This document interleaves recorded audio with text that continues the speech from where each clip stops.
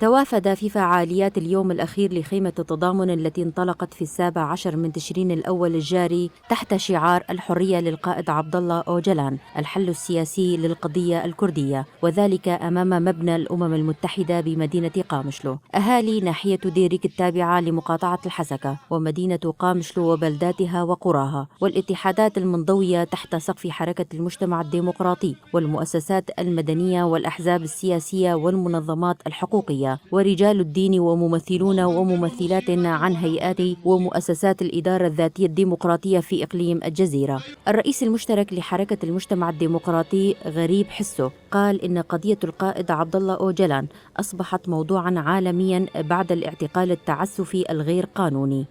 موضوع القائد عبد الله أوجلان أصبح موضوعا عالميا بعد الاعتقال 25 عاما من الأسر والاعتقال التعسفي الغير قانوني. هذه تعتبر مرحلة جديدة دخلت بها المجتمع العالمي بأسرى، خاصة أناس من المجتمع المدني والديمقراطيين والأحرار والكتاب والفنانين في أغلب مدن العالمية بدأوا بحملة تضامنية من أجل الحرية للقائد عبد الله أوجلان والحل المسألة الكردية سياسيا. طبعا هذه تعتبر نقطة مهمة جدا يتداولها الناس، وناس شرفاء خيرين متطوعين من أجل إلقاء قفزة نوعية من هذا النوع. تعتبر هذا إنجازا كبيرا، وهذا ما يشكل ضغطا على القوى المتآمرة بما فيها دولة الاحتلال التركي. ومن جانبه أكد عضو منسقية حركة المجتمع الديمقراطي عايد إبراهيم بأن العزلة المفروضة على القائد هي عزلة على الشعب الكردي وجميع الشعوب التواقة للحرية.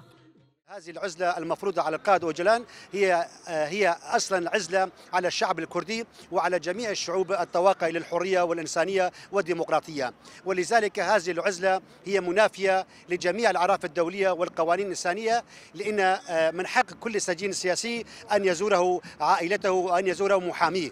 ولكن الدولة التركية الفاشية دائما تفرض العزلة المطلقة والمشددة، والتي دامت هذه العزلة أكثر من 3 سنوات. والجدير بالذكر أن الفعالية اختتمت بقراءة بيان ختامي للرأي العام العالمي ناشد خلاله دول العالم المعنية بحقوق الإنسان والمنظمات الدولية بضرورة الضغط على الدولة التركية برفع العزلة عن القائد والمفكر عبد الله أوجلان والتأكيد على استمرارية الحملة. بري هرتش هفته 4 وطاوي